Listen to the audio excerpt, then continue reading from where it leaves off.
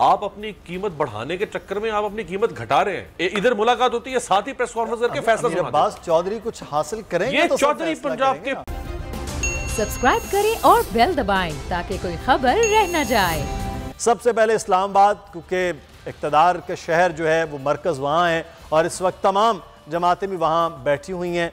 तो ग़ुलाम मुर्तज़ा, मामला ये है कि 48 घंटे, 24 घंटे, 72 घंटे, अब तो 7-7 दिन, 8-8 दिन गुजर गए हैं। ये इत्तेहादी फैसला नहीं कर पा रहे हैं, बाकी तो अपने अपने फैसले में क्लियर हैं। क्या वजूहात है? मोल तोल ज़्यादा हो रहा है, बारगेनिंग कुछ मुश्किल हो रही है, क्या वजूहात है कि चीज़ें क्लियर नहीं हो रही? दरअसल देखिए, सबसे अहम बात तो ये है कि सब एक दूसरे से मुलाकातें कर रहे हैं। जिस तरह सियासी सूरत हाल होती है उसमें तमाम सियासी पार्टियां एक दूसरे की बात सुनते हैं, तहम्मुल बर्दाश्त के साथ आगे बढ़ते हैं। तो यही यहाँ पे सूरत हाल है। ये अगर आप देखें तो महवर जो है तमाम की तमाम अपोजिशन का वो काफ लीग है और बाकी दीगर जमातों में उसके बाद MQM है जो इस हवाले से महवर समझी जाती है। दोनों सियासी जमातें इस तरह की हैं। अभी आज की जो लेटेस्ट डेवलपमेंट्स हैं उनमें सबसे पहले तो ये डिसाइड किया जा रहा है कि अपोजिशन एक पेज पे है, इकट्ठी है, जो अलाइज हैं जिनकी अपोजिशन के साथ जाना है या हुकूमत के साथ जाना है। आज भी उनकी हुकूमती अरकान से भी बात हुई। हुकूमती वज़रा का एक वफ़द जो था वो परवेज़ इलाही साहब से मिला और उनसे बात की, जबकि एक पाकिस्तान मुस्लिम लीग नवाज़ का वफ़द जो था उनसे भी उनकी मुलाकात हुई। तो अभी भी उन्होंने ये कहा है कि बहुत जल्द फैसला कर लिया जाएगा। अभी काफ लीग और MQM के दरमियान मुलाकात हुई है और इससे वो डेवलपमेंट्स सामने आ रही हैं कि वो भी आपस में तय कर चुके हैं, लेकिन अनाउंसमेंट जो है वो चौधरी परवेज़ इलाही जो है वो करेंगे और साथ मुत्तहिदा इन तमाम लोगों को जिनमें काफ लीग, MQM और GDA से, तो क्योंकि फहमीदा मिर्ज़ा जो हैं उन्होंने बिल्कुल क्लियर कट जवाब दे दिया है कि वो किसी भी सूरत में वो अपोजिशन के साथ नहीं जाएंगी, वो हुकूमत के साथ हैं और हुकूमत के साथ ही रहेंगी। जिस तरह शाहज़ैन भुट्टी जो हैं गुज़िश्ता रोज़ उन्होंने अपनी अनाउंसमेंट कर दी थी, वो हुकूमत को छोड़ के अपोजिशन के साथ चले गए हैं। तो आज रात तक एक्सपेक्टेड है, जो क्योंकि ये तमाम चीज़ें आउट ऑफ द बॉक्स बहुत सारी चीज़ें चल रही थी। ये था कि कहीं कोई पहले अनाउंसमेंट कर दी जाए, बाद में उसको मैनेज कर लिया जाए। तो इस तरह से था कि जो भी अनाउंसमेंट करनी है पूरी ठोक बजा के और पूरी विजडम के साथ की जाए। तो अब मेरे ख्याल में काफ़ी वक्त हो गया है। एक पूरा हमें अगर देखें तो तीसरा हफ्ता है ये कंसल्टेशंस का अपोजिशन जमातों का और हुकूमत का अपने इत्तेहादियों के साथ, अपोजिशन जमातों का हुकूमती इत्तेहादियों के साथ। तो अभी इस वक्त सबसे ज़्यादा जो आप बात कर रहे हैं, दोनों जो इत्तेहादी हैं वो बड़ा एक अहम रोल प्ले कर रहे हैं और उनकी जानिब देखा जा रहा है। बार बार चौधरी परवेज़ इलाही कहते हैं कि तमाम जो इत्तेहादी जमातें, ख़ासतौर पर जो बड़ी 4 जमातें हैं, वो मिलकर फ़ैसला करेंगे, वो मिलकर फ़ैसला जो है उस पर हम बात करते हैं। लेकिन लाहौर में आज क्योंकि एक बड़ी अहम डेवलपमेंट हुई है, खबर वो है वज़ीर आला पंजाब के हवाले से तहरीक अदम एतमाद का जमा होना। वज़ीर आला भी मुलाकातें कर रहे थे और ये दावे किए जा रहे थे कि जहांगीर तरीन ग्रुप के भी कुछ लोग मुलाकात कर रहे हैं और कुछ नाराज़ मुस्लिम नून के लोग भी हैं। लेकिन बहरहाल तहरीक अदम एतमाद जमा करते हुए कहा कि 200 से ज़ायद अरकान वो होंगे। वो तो शायद मेरे ख्याल में 181 या 183 के करीब वोट सिर्फ चाहिए हैं। तो ये जो तहरीक अदम एतमाद आ गई है, अब इसका क्या होना है? बहुत शुक्रिया मुदस्सिर साहब। सबसे पहले तो 371 का जो है वो पंजाब असम्बली का ऐवान है, जिसमें 186 वोट चाहिए होंगे बरतरी हासिल करने के लिए, जिस भी वज़ीर आला को बनना है। तो 184 वोट्स हैं जो इस वक्त हुकूमती जमात पाकिस्तान तहरीक इंसाफ के पास हैं। दूसरी जानिब ये जो तहरीक अदम एतमाद जमा करवाई गई है, इस पर तकरीबन 122 अफराद हैं मुस्लिम लीग नून के अरकान असम्बली हैं और 6 पाकिस्तान पीपल्स पार्टी के हैं। तकरीबन 128 अफराद हैं जिन्होंने इस तहरीक अदम एतमाद पर अपने दस्तखत किए हैं, जिसका मतलब ये था कि वज़ीर आला जो हैं उन्होंने सियासी जितनी भी रवायात हैं, उन जमहूरी रवायात हैं, उनका कलम कमा कर दिया और अब वो इस ऐवान को, इस सूबे को चलाने के काबिल नहीं रहे।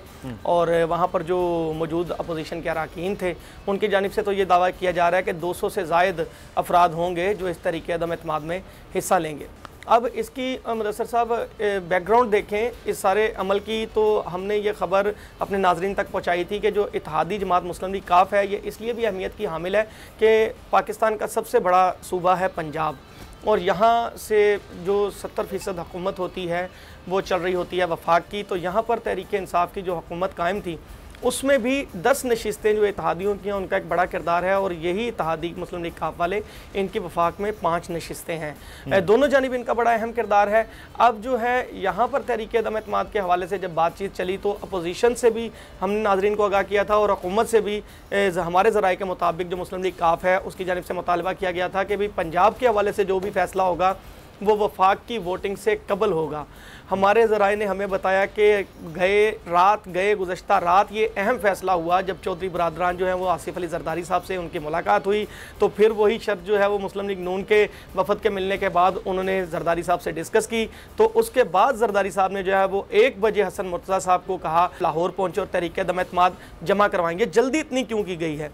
एक जानिब तो तहरीक इंसाफ के मुतअद्दिद वज़रा, वज़ीर आज़म खुद और जो उनके रहनुमा हैं वो खुद बता चुके हैं कौम को कि अभी स्पीकर के पास बहुत सारे इख्तियारात हैं। अगर आज वो करारदाद पे बहस करते हैं और इसको लिंगर ऑन करने की कोशिश करते हैं तो दूसरी जानिब अपोजिशन ने जो अपना हरबा इस्तेमाल किया है वो ये किया है कि अगर इत्तेहादी उनके साथ मिल के चल पड़ते हैं और जो उनकी डिमांड थी कि अगर उन्हें वज़ीर आला बनाना है तो वफाक की वोटिंग से कबल बनाया जाए तो ये बड़ा बेहतरीन मौका होगा, क्योंकि नीचे स्पीकर जो है पंजाब के अंदर वो चौधरी परवेज़ इलाही साहब खुद होंगे, चीज़ें लिंगर ऑन नहीं होंगी, वफाक में लिंगर ऑन हो रही होंगी, सूबे के अंदर चीज़ों को जल्दी जल्दी एक्सेप्ट किया जाएगा, वोटिंग की तरफ बढ़ाया जाएगा।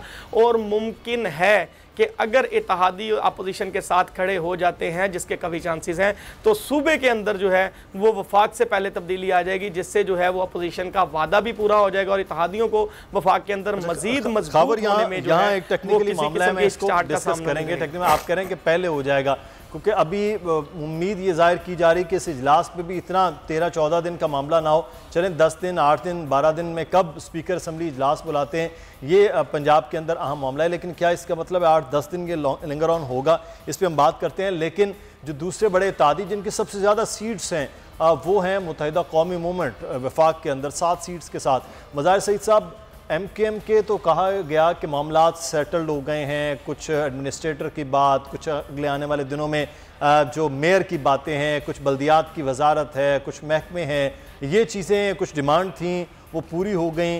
तो फिर क्या MKM भी अभी मज़ीद कुछ देना चाह रही है, कुछ लेना चाह रही है? फ़ैसला करने में क्या वजूहात हैं इसकी? शुक्रिया मुदस्सिर साहब। बिल्कुल MKM जो है वो आपको पता है कि हमेशा गवर्नमेंट में रहने की जो है वो कोशिश करती है और उसको सूबा सिंध से बहुत ज़्यादा कंसर्न है कि वहाँ से उनको जो ऑफ़र्स मिल जाएं तो वो उस तरफ जाते हैं। और हमेशा हुकूमत में रहते हुए आपने देखा है, अगर 2008 से हम अब तक की बात करें तो हुकूमत साजी में इतनी मेहनत करते हुए हमने नहीं देखा, इतने इत्तेहादियों को आपस में मिलते जुलते नहीं देखा जो एक हुकूमत जो है वो ख़त्म करने में साथ जुड़े हुए हैं। बिल्कुल आप दुरुस्त फरमा रहे हैं कि MKM को जो है वो तकरीबन पीपल्स पार्टी की जानिब से काफ़ी यकीन दहानी करा दी गई है कि जो शहरी इनका कोटा था 40% उस पर भी अमल किया जाएगा और दही जो कोटा है 60% उस पर भी अमल किया जाएगा और रोज़गार के मौके दिए जाएंगे। और वो जाली डोमिसाइल का जो केस आया था अभी सामने कुछ अर्से पहले, उससे भी जो है वो मामला जो है वो ख़त्म किए जाएंगे, उसकी शफाफ तहकीकात जो है वो की जाएगी। और MKM सिर्फ ये नहीं देख रही कि अभी हम कहाँ हैं, अभी बेसिकली 1-1.5 साल रह गया इस हुकूमत के अंदर। आने वाला जो टाइम है वो ये सबको पता है कि सिंध में जो हुकूमत करनी है वो पाकिस्तान पीपल्स पार्टी ने ही करनी है, उनका बहुत बड़ा वोट बैंक है सिंध के अंदर। तो MKM बिल्कुल दिली तौर पे ये चाहती है कि वो किसी तरीके से पीपल्स पार्टी के साथ मिल जाए। और जिस तरह वो माजी में 2008 में देखें, 2013 में देखें तो वो सिंध में जो है वो वजारतें जो हैं उसके मज़े लेते रहे हैं, बल्दियात में भी रहे हैं, होम मिनिस्ट्री भी उनके पास रही है, इसके अलावा जो है वो स्पेशल असिस्टेंट भी रहे हैं वो CM सिंध के। तो काफ़ी इनका जो है वो अच्छा पैचअप रहा है पीपल्स पार्टी से, ऑल दो कि वो काफ़ी इख्तलाफात सिंध असम्बली में नज़र आए एक दूसरे के ऊपर। लेकिन ये ज़रूर देखा गया कि पीपल्स पार्टी के ख़िलाफ़ MKM ज़रूर सरापा एहतजाज नज़र आई है, लेकिन पीपल्स पार्टी MKM के ख़िलाफ़ कभी सरापा एहतजाज नज़र नहीं है। तो MKM तो यही चाहती है। और अब आपने ये पूछा मुदस्सिर साहब कि वजह क्या है कि सब कुछ मिल गया तो क्यों नहीं जा रहे। असल प्रॉब्लम ये है कि अब MKM की बात करें या GDA की, ये फाइनल डिसीजन इंटरनली ले चुके हैं कि हम किसी भी तरह जाके अब इत्तेहादियत जो है उससे हट जाएं और अपोजिशन के साथ जा मिलें। लेकिन एक मसला जो आता है वो टेलीफोन कॉल का आता है। MKM कमिटमेंट नहीं करना चाह रही कि अगर उन्होंने कमिटमेंट कर दी, क्योंकि अब तक जो हमारे MKM के ज़राए हैं तो उनको टेलीफोन कॉल जो आती है वो मौसूल नहीं हुई है अब तक। तो इस इंतज़ार में कि अगर हमने कमिटमेंट कर ली और उसके बाद टेलीफोन कॉल आ गई तो इज़्ज़त जो है वो थोड़ी सी बात इज़्ज़त पे आ जाती है। तो अभी तक उसका फैसला नहीं हो पा रहा, तो वो इंतज़ार कर रहे हैं टेलीफोन कॉल का। अगर वो टेलीफोन कॉल नहीं आई तो बिल्कुल अपोजिशन की तरफ हम JDA को भी देख रहे हैं और अल्लाह आपका भला करे MQM को भी देख रहे हैं। सही, तो इसका मतलब ये है कि परवेज़ इलाही साहब जो बार बार बात कर रहे हैं कि तमाम इत्तेहादी मिलकर फैसला करेंगे, वो जो मिलकर फैसला है वो भी बड़ा एक अहम है, मिलकर फैसला करना है। लेकिन परवेज़ इलाही साहब को अब चॉइस भी दोनों जानिब से हो रही है वज़ारत आला की। ये भी एक बड़ा इल्म है कि 10 सीट्स के साथ परवेज़ इलाही साहब इस वक्त जो है वो सबसे ज़्यादा स्ट्रॉन्ग पंजाब में नज़र आ रहे हैं। 5 सीट्स उनके पास मरकज़ में हैं, तो वहाँ भी वो खासे मुतहर्रिक इस मामले में है। अमीर अब्बास साहब हमारे साथ मौजूद हैं, सीनियर एंकर पर्सन है, तज्ज़ियाकार है। बहुत शुक्रिया अमीर अब्बास साहब आपके वक्त का। सर, कल का जलसा भी हो गया, उस पर बातचीत भी आपकी से रासल हम गुफ्तगू भी गुज़श्ता रोज़ सुन रहे थे, लेकिन आज ये जो नई डेवलपमेंट हुई है कि आज मुलाकात हुई है, शाह महमूद कुरैशी साहब ने तो नहीं कहा वज़ारत आला की पेशकश, सवाल के जवाब गोल कर गए, लेकिन परवेज़ इलाही साहब ने ये बात की कि दोनों जानिब से है तो हम देखेंगे अपना कि किस में जाया जाए। फिर तहरीक अदम एतमाद बुज़दार साहब के हवाले से भी पेश हो गई।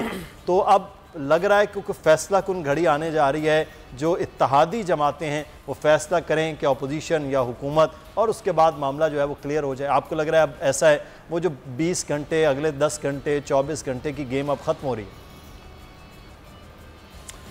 मुदस्सिर, जैसे मुज़ाहिर फरमा रहे थे MQM के बारे में, जो मेरे पास 3 दिन पहले तक की इत्तला है और बहुत करीबी MQM के ज़राए से, MQM ना तो कोई फेडरल मिनिस्टर बनना चाहेगी, ये जो दरमियाना सेटअप रहेगा, चाहे ये 1 साल चलता है, 6 माह चलता है, 3 माह चलता है, इलेक्शन से पहले जो सेटअप बनता है इमरान खान साहब के जाने के बाद, उसमें MQM ना फेडरल मिनिस्ट्री लेगी, MQM ना शायद प्रोविंशियल मिनिस्ट्री ले। MQM सिर्फ 2 चीज़ों पर आएगी, एक गवर्नर सिंध और दूसरा मेयर कराची की पोजीशन पे।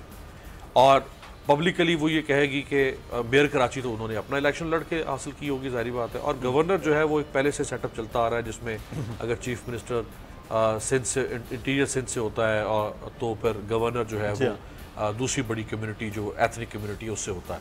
तो यूँ उनका जो मॉडल स्टांस है पब्लिक के अंदर वो भी बरकरार रहेगा और वो अपने 2 हदफ भी हासिल कर लेंगे।